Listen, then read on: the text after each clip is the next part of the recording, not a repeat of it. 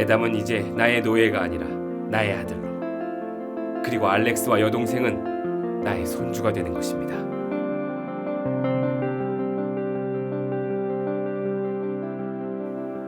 안토니오 할아버지는 알렉스의 가족과 함께 살 수 있도록 넓은 집을 준비하고 모든 불편함이 없도록 하였습니다. 안토니오 할아버지는 자신의 집을 감독하는 집사에게 명령하여 알렉스의 가족을 새로운 주인으로 섬기도록 하였습니다. 뿐만 아니라 집안의 이곳저곳을 소개하고 필요한 것들을 채워줄 것을 집사에게 명령했습니다. 안토니오 할아버지는 매우 기뻤습니다. 지혜로운 알렉스가 자신의 뒤를 이어서 가업을 잇고 더 아름다운 가정을 이루고 사업을 더 크게 일으킬 것을 기대하는 마음이 있었기 때문입니다. 밤이 되었습니다. 안토니오 할아버지는 잠자리에 들기 위해 침실을 향해 가고 있었습니다. 그때 안토니오 할아버지는 깜짝 놀라고 말았습니다. 자신의 새 방에서 자고 있을 것이라 생각했던 알렉스가 침대 옆에 무릎을 꿇고 앉아 있었기 때문입니다. 커다란 대야를 가지고 말이지요. 전 주인의 청결을 담당했던 알렉스는 매일 아침과 저녁 그리고 주인의 외출 전후에는 항상 주인을 위해 깨끗한 물을 준비하여 주인의 손발을 청결하도록 씻어드리곤 했습니다. 알렉스는 오랜 노예의 습관대로 할아버지의 발을 씻겨드리기 위해서 할아버지께서 주무실 시간에 미리 준비를 하고 있었던 것입니다. 얘야, 이 일은 내가 지시한 나의 종이 할 것이지 알렉스 내가 할 일이 아니란다. 넌 나의 손주가 아니니. 알렉스는 고민에 빠졌습니다. 어제까지 노예로 살던 자신이 어느 날 갑자기 주인의 손주가 되고 가족이 되었다는 사실이 아직도 믿어지지 않았기 때문입니다. 오랜 시간을 노예로 살았기 때문에 자유인으로 무엇을 어떻게 해야 할지도 알 수가 없었으니까요. 알렉스는 변화된 자신의 신분에 대해서 이해하려고 노력하였지만 여전히 혼란스러워하고 있습니다. 알렉스는 다음 날 아침에도 또 저녁에도 자꾸만 할아버지의 손발을 씻어드리겠다고 양동이와 대야를 준비하고 수건을 들고 들어오는 것입니다. 급기야 안토니오 할아버지는 큰 소리로 꾸짖으셨습니다. 알렉스, 노예의 습관을 버리거라! 알렉스는 결심을 해야 했습니다. 이제는 더 이상 자신을 노예에서 손자로 가족으로 삼아주신 안토니오 할아버지께 실망을 드릴 수 없다고 생각했습니다. 고민하던 알렉스는 안토니오 할아버지의 생각과 마음을 배울 수 있도록 할아버지 옆에서 늘 함께 있겠다고 말합니다. 새롭게 주어진 자신만의 방도 포기합니다. 할아버지 침대 옆에 자신의 침대를 놓고 무엇을 하든지 할아버지의 의견을 먼저 듣고 할아버지의 뜻대로 생활하기로 결정합니다. 알렉스와 안토니오 할아버지의 관계는 이제 완전히 좋아졌습니다. 더 이상 알렉스는 고민하지 않아도 됩니다. 조언자가 늘 함께 있으니까요. 이제 알렉스는 안토니오 할아버지와 좋은 관계 속에서 노예가 아닌 손자의 신분으로 행복하게 살아가게 될 것입니다.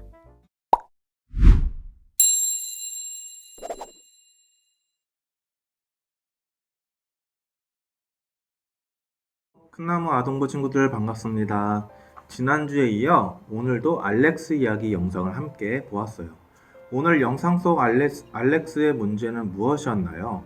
알렉스는 변화된 신분에 어울리는 행동을 해야 한다는 사실을 잊고 있었지요. 안토니오 할아버지로 인해 알렉스는 자유인이 되었음에도 생각과 행동은 여전히 노예 시절과 같았어요. 오랜 시간 몸에 밴 노예 습관을 버리는 것은 쉽지 않았던 것이죠. 노예였을 때의 모습을 버리지 못하고 살아가는 알렉스의 모습을 보며 여러분은 어떤 생각이 들었나요? 목사님은 이 알렉스의 모습을 보면서 참 안타깝다는 생각이 들었어요. 그런데 여러분, 이런 어리석은 모습이 만약 우리에게도 있다면 어떨까요? 지난주 말씀을 통해 배웠던 것처럼 우리는 예수님의 십자가 은혜와 사랑으로 죄의 종에서 해방되었습니다. 오늘 말씀이에요. 우리 함께 읽어볼게요. 우리가 알거니와 우리의 옛사람이 예수와 함께 십자가에 못 박힌 것은 죄의 몸이 죽어 다시는 우리가 죄에게 종노릇하지 아니하려 함이니, 이 사실을 우리가 정말 믿는다면 우리의 말과 행동에선 더 이상 죄인의 모습이 나타나서는 안 되는 거예요. 하지만 때론 우리에게 이러한 죄인의 모습이 나타나기도 합니다. 예수님으로 인해 의의 종, 또 하나님의 자녀가 되었지만 죄의 종으로 살던 습관 때문에 종종 나타날 때가 있지요. 여전히 우리 안에 있는 죄의 모습은 어떤 것이 있을까요? 주일 예배 시간을 소중히 여기지 않는 것은 죄의 종의 모습이에요. 예배 시간에 다른 친구들과 축구를 한다거나 헌금을 가지고 과자를, 아이스크림을 사 먹는 것과 같은 행동들은 하나님이 기뻐하지 않으시는 행동이지요. 쉽게 화를 내는 것 역시 죄의 습관에서 나온 모습입니다. 화를 내면서 하는 행동과 말은 다른 사람에게 상처를 줄 수 있기 때문이에요. 하나님의 자녀들이 서로에게 상처를 준다면 마귀가 매우 좋아하겠죠. 예수님의 사랑을 받은 우리들은 원수까지도 사랑하라 하신 말씀을 기억해야 합니다. 또 거짓말도 죄의 습관에서 나오는 모습이에요. 만약 자신이 꽃병을 깨트렸음에도 자신이 깨트린 것이 아니라고 거짓말을 할 수도 있겠죠. 거짓말은 잠시 위기를 모면하게는 해주지만 자신의 거짓말로 인해 다른 친구를 곤경에 또 곤란에 빠뜨릴 수도 있습니다. 성경에 보면 마귀를 거짓의 아버지라고 표현하고 있어요. 거짓말은 곧 마귀의 특성인 것이죠.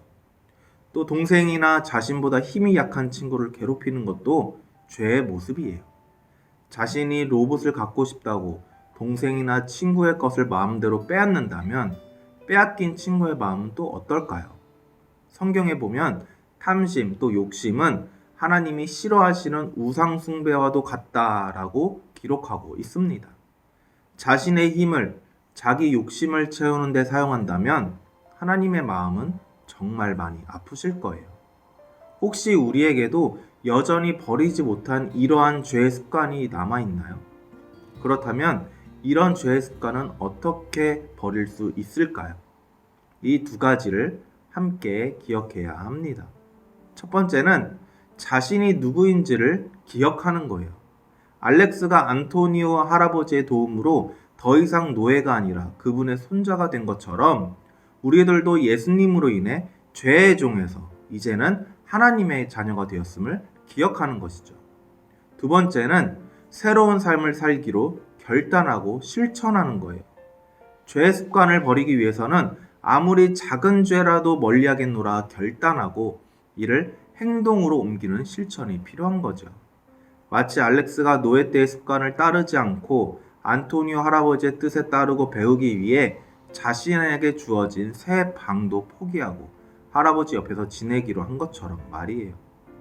고쳐야 하는 것은 알지만 잘 고쳐지지 않는 습관들처럼 또 죄의 습관을 버리는 것은 마냥 쉬운 일은 아닐 수 있어요.